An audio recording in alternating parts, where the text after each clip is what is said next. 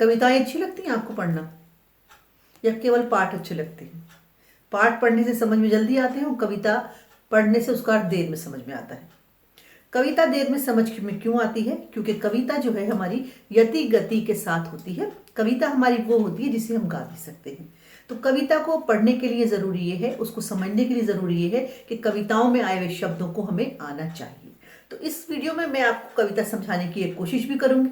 इसका नाम है हम पंछी उन्मुक्त गगन के, और साथ साथ उस कविता के मैं आपको शब्दार्थ भी बताती हूँ। तो पहले मैं कविता पढ़ती हूँ, शिव मंगल सुमन की जो कविता आपकी पाठ्य पुस्तक में है। हम पंछी उन्मुक्त गगन के, पिंजर बंद ना गा पाएंगे, कनक तीलियों से टकराकर पुलकित पंख टूट जाएंगे। हम बहता जल पीने वाले मर जाएंगे भूखे प्यासे, कहीं भली है कटुक निबोरी कनक कटोरी की मैदा से। स्वर्ण श्रृंखला के बंधन में अपनी गति उड़ान सब भूले, बस सपनों में देख रहे हैं तरु की फुनगी पर के झूले। ऐसे थे अरमान की उड़ते नील गगन की सीमा पाने, लाल किरण सी चोच खोल चुगते तारक अनार के दाने। होती सीमाहीन क्षितिज से इन पंखों की होड़ा होड़ी, या तो क्षितिज मिलन बन जाता या तंती सांसों की डोरी। नीड़ न दो चाहे टहनी का आश्रय छिन बिन कर डालो, लेकिन पंख दिए हैं तो आकुल उड़ान में विघ्न न डालो। ये कविता क्या है, बल्कि एक पंछी की बर्ड की हमसे रिक्वेस्ट है कि हम अपने घरों में उन्हें बंद करके ना रखें। हम उन्हें आसमान में उड़ने दें, हमें उन्हें क्षितिज को छूने दें। देखिए शब्दार्थ देख लेते हैं पहले। पंछी, पक्षी, चिड़िया या बर्ड। उन्मुक्त का अर्थ होता है खुला, विशाल। गगन आकाश को कहते हैं, आसमान को कहते हैं। कनक सोना कहलाता है, और बच्चों कनक का एक अर्थ गेहूं भी होता है, लेकिन यहाँ पर हमें गेहूं नहीं चाहिए। यहाँ पर हमारा जो अर्थ निकलता है वो सोने से है। कटुक का अर्थ है कड़वी। निबोरी नीम का फल कहलाता है। तरु पेड़ को कहते हैं। गति का अर्थ है चाल या स्पीड। पुलकित खुशी से। पिंजरबद्ध पिंजरे में बंद। स्वर्ण श्रृंखला सोने की कड़ियां। कनक तीलियां सोने की सलाखें। नीड़ कहलाता है घोंसला। क्षितिज वो स्थान है जहां धरती और आकाश मिलते से लगते हैं। अरमान इच्छा। तारक तारे, और नभ हमारा गगन, आकाश, आसमान। तो अब मैं आपको कविता का अर्थ बताती हूँ। ये शब्दार्थ हो गए। शब्दार्थ को आप ध्यान से एक बार याद कर लेंगे तो कविता का अर्थ आपको बहुत इजीली समझ में आ जाएगा। कोई चीज भी इस तरह से पढ़ा कीजिए कि बहुत सालों तक आपको याद रह जाए। देखिए कविता की लाइन पढ़ते हैं, उसके साथ उसका अर्थ भी समझते हैं। हम पंछी उन्मुक्त गगन के, पिंजरबद्ध ना गा पाएंगे। एक पक्षी की पुकार है ये, जो वो हमसे चाहता है। वो चाहता है कि हम उसको अपने घरों में बंद करके ना रखें, क्योंकि वो आसमान में, वो आकाश की सीमाओं को छूने वाले, वो आकाश में उड़ने वाले जीव हैं, प्राणी हैं। अगर पिंजरे में हम उनको बंद कर देंगे तो वो अपने खुशी के गीत, प्रसन्नता के गीत, अपने जीवन के गीत नहीं गा सकते। कनक तीलियों से टकराकर पुलकित पंख टूट जाएंगे। हम उनको अगर सोने की तीलियों में भी रखते हैं कैद करके, यानी कि पिंजरा अगर हम उनके लिए सोने का भी बना डालते हैं, लेकिन बाहर निकलने के लिए बेचैन उनके पंख पिंजरे से टकरा टकरा कर टूट जाएंगे, गिर जाएंगे। कभी बच्चों पक्षी देखे हैं? कितने सुंदर सुंदर उनके पंख होते हैं। पंख देखकर ही पक्षियों पर प्रेम बढ़ाता है। तो अगर ऐसे पक्षियों को हम अपने घरों में सोने के पिंजरों में बंद कर लेंगे तो और पक्षियों का जीवन भी खतरे में पड़ जाएगा। ये पक्षी की पुकार है हम लोगों से। हम बहता जल पीने वाले मर जाएंगे भूखे प्यासे, कहीं भली है कटुक निबोरी कनक कटोरी की मैदा से। कहते हैं हम तो बहते हुए जल को पीने वाले हैं, भूखे प्यासे मर जाएंगे, क्योंकि हमें तुम्हारे सोने की कटोरी में रखी हुई मैदा है वो उतनी अच्छी नहीं लगती जितनी कि नीम का कड़वा फल पसंद है।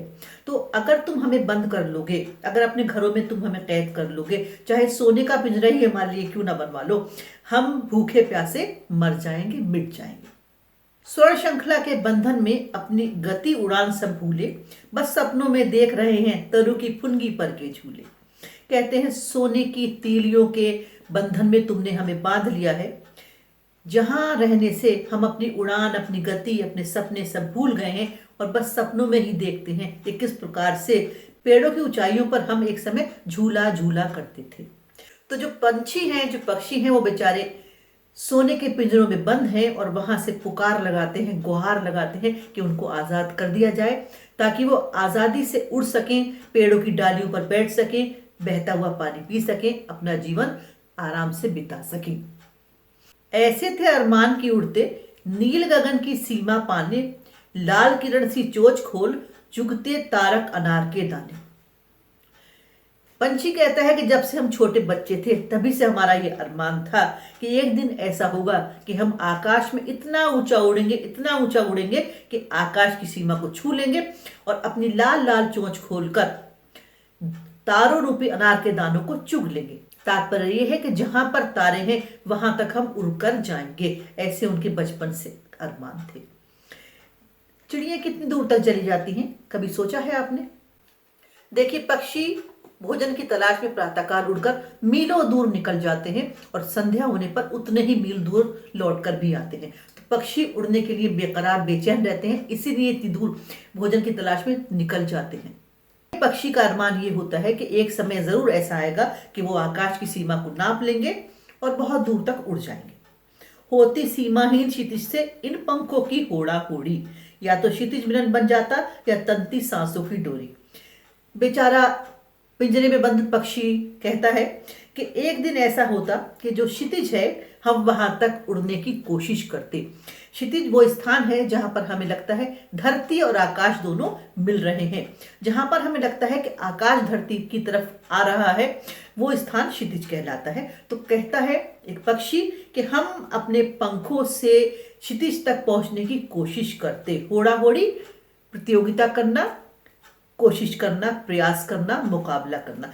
कहते हैं जहां क्षितिज है, जहां हमें क्षितिज नजर आता है, उस स्थान तक पहुंचने के लिए हमारे पंख प्रयास करते। या तो हम वहां तक पहुंच जाते या रास्ते में ही हमारी सांस फूल जाती। वो कोशिश तो करता, क्योंकि कोशिश करता तब जब वो आजाद होता। नीड़ ना दो चाहे टहनी का, आश्रय छिन बिन कर डालो, लेकिन पंख दिए हैं तो आकुल उड़ान में विघ्न ना डालो। कहते हैं नीड़ ना दो चाहे टहनी का, चाहे तुम सारे पेड़ों को काट दो, जो हमारे सारे घोंसले हैं उन्हें बर्बाद कर दो, जो हमारे रहने के स्थान है उन्हें बिल्कुल समाप्त कर दो, लेकिन ईश्वर ने जब हमें उड़ने के लिए ये पंख दिए हैं तो हमारी उड़ान में बाधा बिल्कुल मत डालो, अर्थात तुम कैद कर हमें अपने घरों में मत रखो। अगर हम ध्यान से समझने की कोशिश करें इन चार लाइनों को, तो ये भी कहती हैं कि हमने पक्षियों के सारे जो बसेरे हैं उजाड़ दिए हैं। जो वो पेड़ जो उनका कभी घर होते थे उनको हम धीरे धीरे काटते जा रहे हैं, और उनको काटने के बाद जो पक्षी इधर उधर हमें नजर आते हैं हम उन्हें अपने घरों में सोने के पिंजरे में रख लेते हैं और सोचते हैं कि वो यहाँ पर सेफ है। लेकिन वो पक्षी हमारे घरों में रहना नहीं चाहते। उनको वही अपने आवास मिल जाए, वही उनको अपने घोंसले मिल जाए, वो वहीं रहना चाहते हैं, वो हमारे घरों में रहना ही नहीं चाहते। अगर हम उन्हें बंद करके रखते हैं तो इसलिए क्योंकि हमने उनके घरों को उजाड़ दिया है। तो हमें चाहिए कि हम पर्यावरण का ध्यान रखें, पक्षियों के बसेरों को ना उजाड़ें और उनको अपने घरों में ना रखें, क्योंकि मुक्ति की हवाएं, मुक्ति की सांस, मुक्ति की आजादी बहुत बड़ी होती है। एक चिड़िया से पूछिए, जब हम उसे पिंजरे से छोड़ देते हैं तो किस तरह से उड़ जाती है और लौट कर नहीं देखती। तो इसी तरह से सारे पक्षी चाहते हैं कि वो अपनी मर्जी से उड़ते रहें, आकाश को नाप लें, उसकी ऊंचाइयों को छू लें और हम अपने घरों में उन्हें ना रखें। शिवमंगल सुमन जी की ये एक भावपूर्ण कविता है जिसमें एक पंछी की गुहार है मानव से कि वो उन्हें छोड़ दे। सरलार्थ किया है मैंने, आपको समझ में आ गया होगा। Thank you.